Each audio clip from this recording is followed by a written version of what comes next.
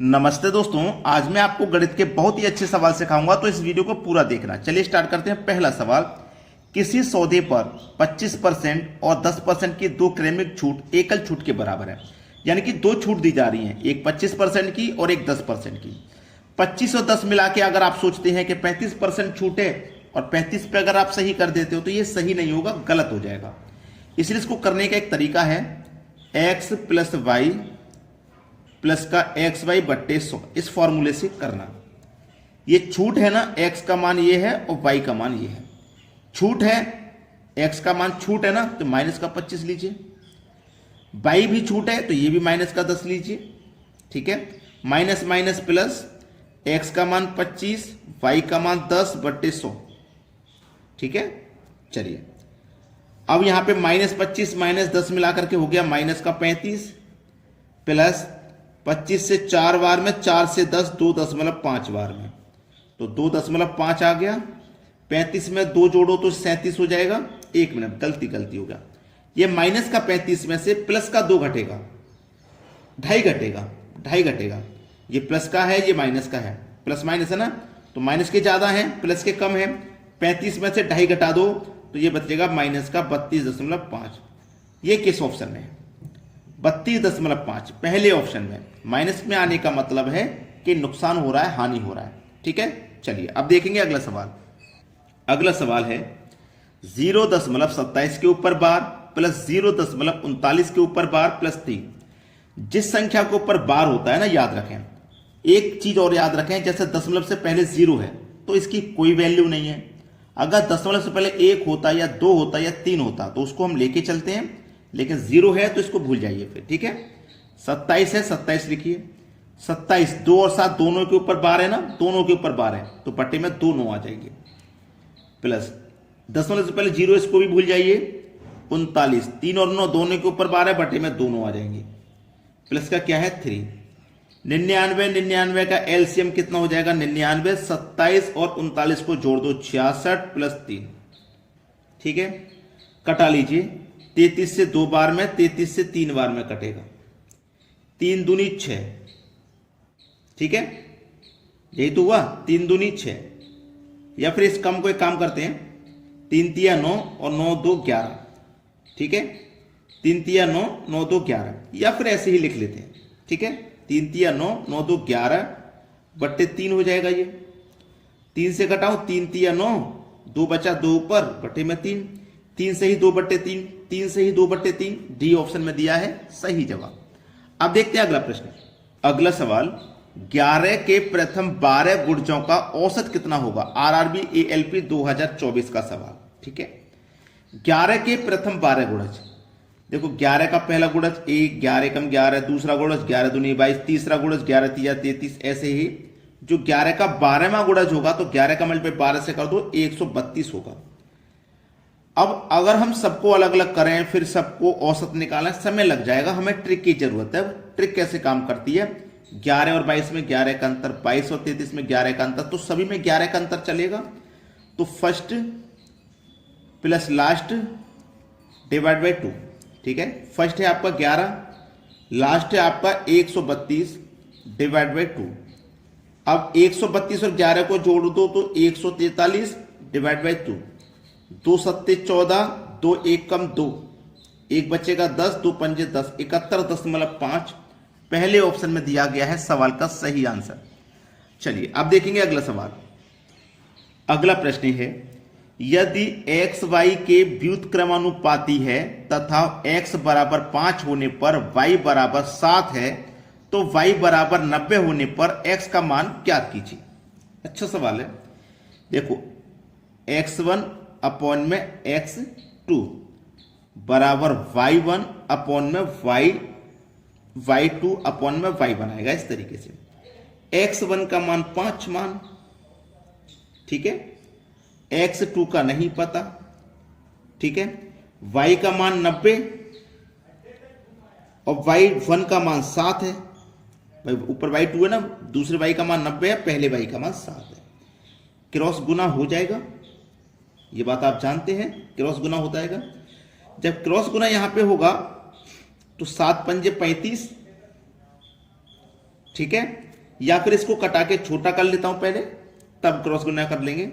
जैसे बराबर में है तो 5 से कट जाएगा 18 बार में, 18 पंजे 90, 5 एकम 5 कटा तो 7 एकम 7 बराबर x2 का मान 18 से करो तो 18 गुने x2, छोटा कर लिया था पहले हमने, ठीक है। चलिए 7 बटे ये इधर आएगा तो 7 के बटे में आ जाएगा 18, इधर कितना आ गया x2, 7 के बटे में 18 दिया गया है सी ऑप्शन में, और ये 2024 का जेई में आया हुआ सवाल है, अच्छा सवाल था। अब देखेंगे अगला प्रश्न। अगला सवाल दिया गया है कि 42 की पावर 0.66 बराबर x, ये x के बराबर है और ये y के बराबर है, तो x की पावर z बराबर y की पावर 4 है, तो z का निकटतम मान कितना है? अच्छा सवाल।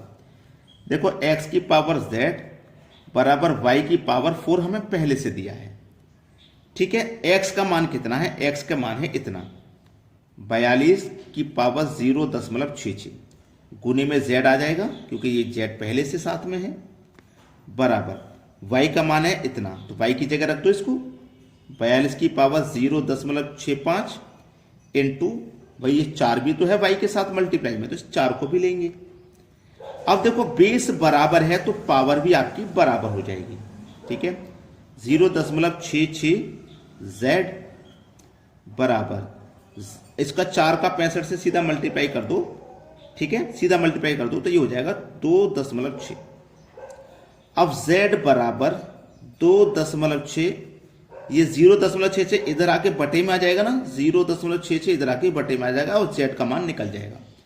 दशमलव को हटाओ तो दशमलव बाद 2 संख्या है तो ऊपर में 2 जीरो आ गए, ऊपर से दशमलव को हटाओ, दशमलव के बाद 1 संख्या थी बटे में 1 जीरो आ गया, 0 से कट गया 0, 2 से कटाइए 260 को तो 130 बार में कटेगा, 2 से कटाइए 66 को, ठीक है, 2 से कटाइए 66 को तो ये 33 बार में कटेगा।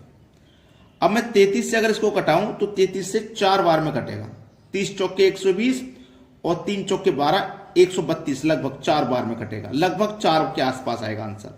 तो निकटतम मान पूछा जेड का, तो 4 के आसपास ये वाला मान है, ये तो 5 के आसपास है, ये 2 के आसपास है, तो पहला ऑप्शन हमारा ये सही हो जाएगा, ये 4 के आसपास हमारा मान दिया गया है। चलिए अब देखते हैं अगला सवाल। अगला सवाल दिए गए व्यंजक का मान क्या है? इस व्यंजक का मान उसने पूछा है क्या है। 2 की पावर 3 का मान 8 इंटू माइनस 9 की पावर 0 है तो इसका मान 1 आता है, इंटू 3 की पावर 3 का मान 27 आएगा, और सभी का मल्टीप्लाई आप कर दोगे तो 216 आ जाएगा। और 216 किधर है भाई? डी ऑप्शन में। सवाल खत्म हो गया। चलिए अब देखते हैं अगला प्रश्न। अगला प्रश्न 60 और 90 के बीच की सभी अभाज्य संख्याओं का योग क्या है? अभाज्य संख्या जो या तो स्वयं से कटती है या 1 से, और किसी से नहीं कटती, तो 60 के बाद में जो अभाज्य संख्या आती है 61, इसमें या तो 61 से भाग जाएगा या 1 से, और किसी संख्या से नहीं जाएगा। 61 के बाद आती है 67, फिर 71, 71 के बाद आती है 73, 73 के बाद 79, 83, 89, 1 2 3 4 5 6 7, ये 7 संख्या हैं जो 60 और 90 के बीच में अभाज्य हैं। सभी संख्याओं का योग बताना है, मतलब सभी को जोड़ना है। जोड़ लीजिए, 9 और 3 12, 12 और 9 21, 21 और 3 24, 25, 25 में जोड़ दो 7 तो 32, 32 में जोड़ दो 1 33, 33 का 3 आ गया, हासिल का बचा 3, ये हासिल वाला है।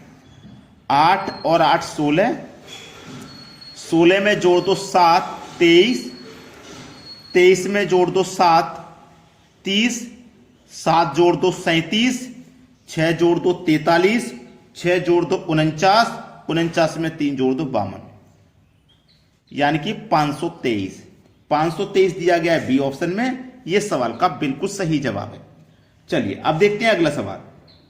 अगला प्रश्न है 28 सेंटीमीटर और 20 सेंटीमीटर त्रिज्याओं वाले दो वृत्तों के केंद्र 50 सेंटीमीटर दूर हैं। उभयनिष्ठ अनुप्रस्थ स्पर्श रेखा की लंबाई सेंटीमीटर में कितनी है? आरआरबी जेई 2024 का सवाल। देखो एक तो वृत्त ये है, ये 28 का है, दूसरा 20 का है, तो वो छोटा होगा थोड़ा, ठीक है। इनके यहां से जो दूरी है वो 50 सेंटीमीटर है, ठीक है। तो यहां से उभयनिष्ठ यहां की पूछिए सेंटीमीटर में। एक फॉर्मूला होता है वर्गमूल में D square minus R1 plus R2 का होल स्क्वायर, ये फॉर्मूला होता है। चलिए, डी फॉर डिस्टेंस, जो दूरी है 50 की, तो 50 लिख लीजिए। डी का स्क्वायर मतलब 50 का square minus R1 R2, R1 ये है, R2 ये है, दोनों को अगर जोड़ेंगे तो ये हो जाएगा 48 और 48 का क्या हो जाएगा स्क्वायर, पूरे के ऊपर वर्गमूल। अब ये ए स्क्वायर माइनस बी स्क्वायर का फॉर्मूला है, तो ए स्क्वायर माइनस बी स्क्वायर क्या होता है, एक बार जोड़ दो एक बार घटा दो, तो एक बार जोड़ देते हैं 50 और 48 98, ठीक है। एक बार घटा देते हैं, 50 में से 48 गया 2, चलिए 98 का गुना 2 से करो तो 196, और 196 का जो वर्गमूल होता है वो 14 होता है। सवाल खत्म हो गया भाई।